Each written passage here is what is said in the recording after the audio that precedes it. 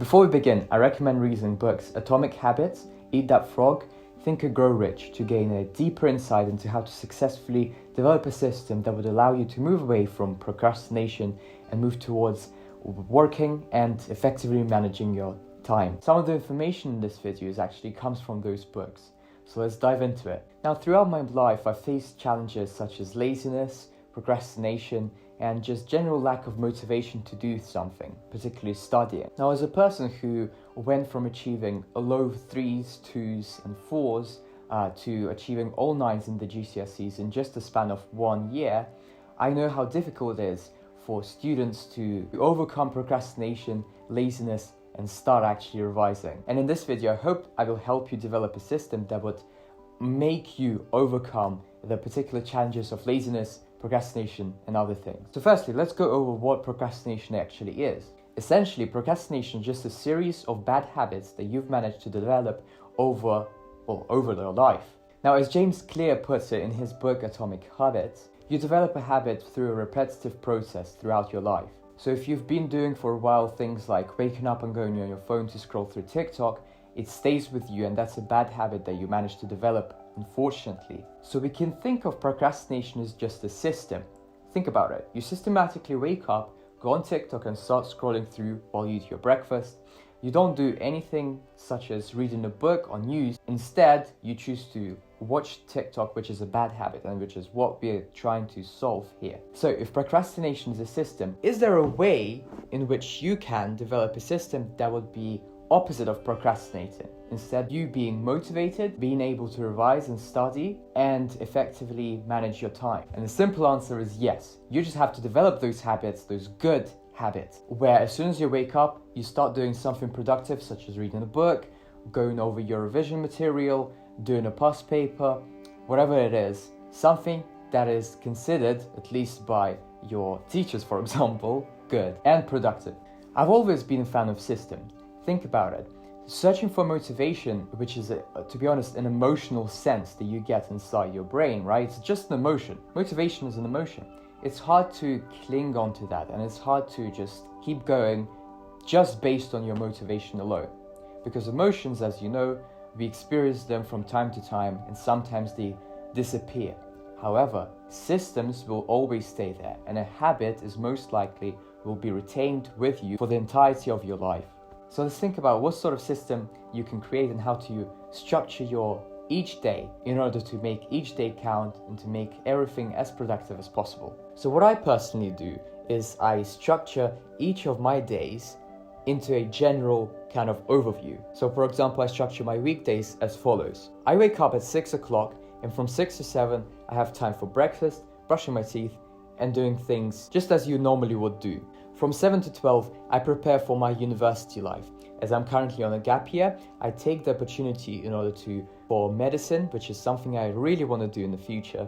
And as a result, I spend the first part of the morning studying towards it, preparing myself for the first year of university, and just getting an overview of what it's going to be like. So right now I just learned biology, chemistry, and something that really interests me. Now from 12 to around 2, I will have lunch, where I will read a book, eat something, and just have a rest. From 2 to around 6, I will work on my business side, Studyply. If you want to check it out, we're currently running free tutoring services each month, as well as we hold weekly drop-in sessions where students can come in, ask any questions for maths on our Discord server. Studyply.com, you can check it out there.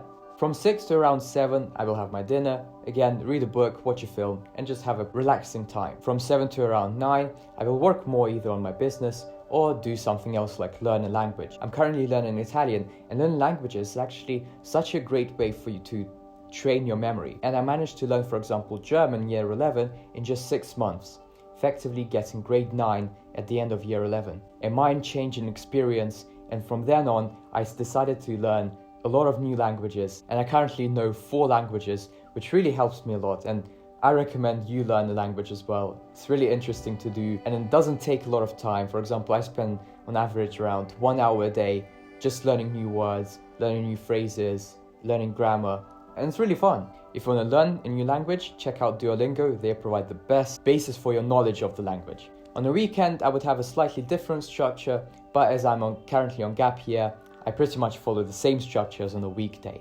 A couple of practical tips on how to prevent yourself from falling down into the abyss of procrastination on the daily basis is, number one, get rid of any distractions right away in the morning and don't go on any social media. The moment you wake up, just do something super productive like read a book. Don't fall for the trap of TikTok and start scrolling through because, oh God, it's so annoying. Sucks you in immediately and you will not be able to do anything else apart from scrolling through TikTok for the entire day. For me personally, sleeping works as a reset button.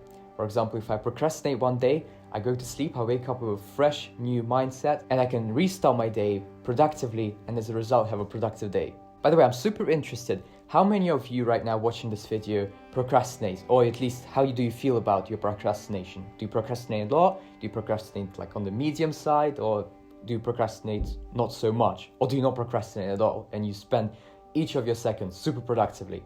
Please let me know in the comments below. I'm really interested to see how many of you are doing work or not doing work, whatever you're doing. So leave down the comment below. Also, if you haven't already and you're enjoying the video, please smash the like button for the YouTube algorithm. It will help me a lot.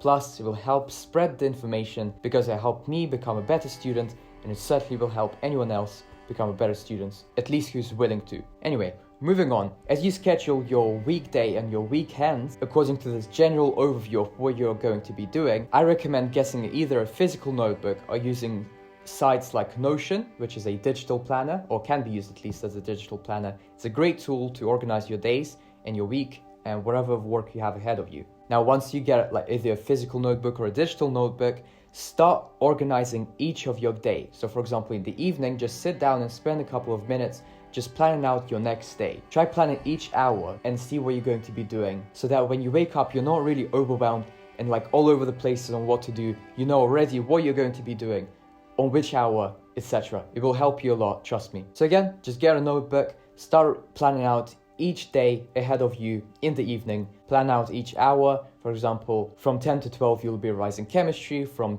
12 to 2, you're going to be revising maths, etc, etc. It will help you get on top of the game and it will make the process of moving away from procrastinating and becoming more productive much more easy. So after you develop your system and you start organizing each of your day and each hour of the day, you will see a difference. Just with any bad habit, this is going to be developing into a good habit. You wake up, you start reading a book, you eat breakfast, then you start revising, go to school, etc. Over time, it will become a habit, you will be used to it, and you will not find it as difficult as at the start. And trust me, at the start, it is going to be difficult, and there is no really easy solution how to get into a good habit. It's just something you got to push yourself, you got to believe in yourself, you got to keep being motivated, keep practicing your system religiously. My best advice on how to smooth out your, the initial steps into becoming more productive is try getting rid of any distraction. They can be your downfall. If you fall for TikTok or Instagram or YouTube in the morning, that's it. The whole day might be lost. At least that's how it works for me. So please, please, please try get rid of any distractions when you start developing your system and becoming more productive. It will help you a lot. And finally, just don't stress out. I know the exams are coming soon and I know you're panicking, but don't be worried. Think of the exams as just part of the challenge. It's there to test your knowledge, and if you prepare well, you're going to be fine. So take this video as an opportunity to start developing a good system, start being productive, and you'll do well. Thank you so much guys for watching this video. Please like the video if you found it useful, subscribe to the channel, and before we finish off, I'd like to remind you again that Studyply is currently running free tutoring sessions for maths, which you can join by following the link down below. Studyply.com is the place to get free tutoring every month. I'll see you guys in the next videos. Bye bye.